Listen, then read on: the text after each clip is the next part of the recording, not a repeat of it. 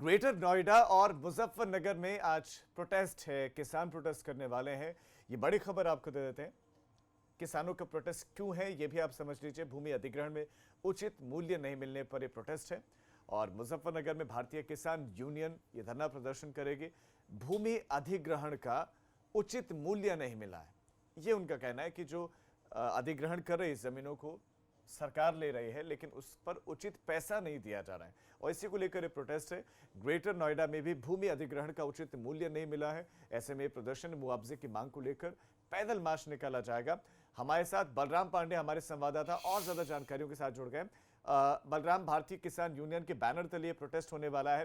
पहला सवाल, जब प्रोटेस्ट की इजाजत नहीं है तो प्रोटेस्ट कैसे होगा, पुलिस की क्या तैयारियां हैं, और दूसरा जो किसानों की जो मांगे हैं वो भी आप दर्शकों के सामने रखें कि क्या मांग कर रहे हैं आखिर किसान।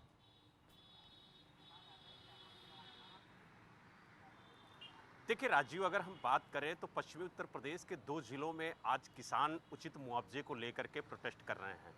पहला जो प्रदर्शन है वो उत्तर प्रदेश की आर्थिक राजधानी नोएडा में है, जहां किसानों का कहना है कि 64% का जो बढ़ा हुआ मुआवजा है वो प्राधिकरण उन्हें नहीं दे रहा है।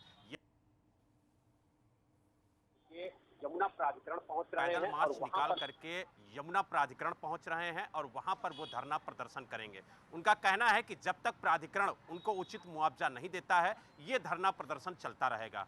वहीं प्रशासन की अगर हम बात करें तो वो पूरी तैयारी में है, वहां पर पुलिस फोर्स लगा दी गई है और पुलिस का कहना है कि जिले में धारा 144 लागू है। ऐसे में कोरोना काल में इस तरीके का प्रदर्शन जायज नहीं है। अगर सोशल डिस्टेंसिंग की धज्जियां उड़ती हैं या कोरोना काल में जो गाइडलाइन जारी की गई हैं उसकी अवहेलना होती है तो कार्रवाई भी की जाएगी।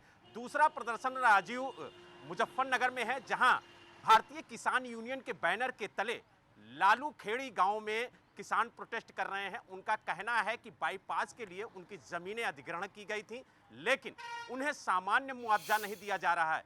यानी एक ही गांव के 2 किसान हैं और दोनों किसानों की जमीन अधिग्रहण की गई है तो किसी को 850 रुपए के हिसाब से मुआवजा दिया जा रहा है तो किसी को 650 रुपए के हिसाब से मुआवजा दिया जा रहा है। यानी एक ही प्रोजेक्ट में दोनों किसानों की जमीन ली गई है लेकिन अगर मुआवजा कहा जाए तो सामान नहीं है, यानी उसमें विरोधाभास है। और यही वजह है कि किसानों का कहना है कि जब सुप्रीम कोर्ट कहता है कि एक प्रोजेक्ट के लिए अगर सरकार किसानों की जमीन अधिग्रहण करती है तो कम से कम वहां पर सामान्य मुआवजा वितरण किया जाए और उसका उचित मूल्य लगाया जाए, लेकिन कहीं ना कहीं प्रशासन इसको नजरअंदाज कर रहा है। ठीक है बलराम, आप नजर बनाए रखें इस खबर पर क्योंकि खबर बड़ी है, किसानों से जुड़ी हुई खबर है और जो उनकी समस्याएं, जो उनकी परेशानियां हैं वो भी वाजिब है कि एक ही प्रोजेक्ट पर अलग अलग जो है जो रकम है वो क्यों दी जा रही है।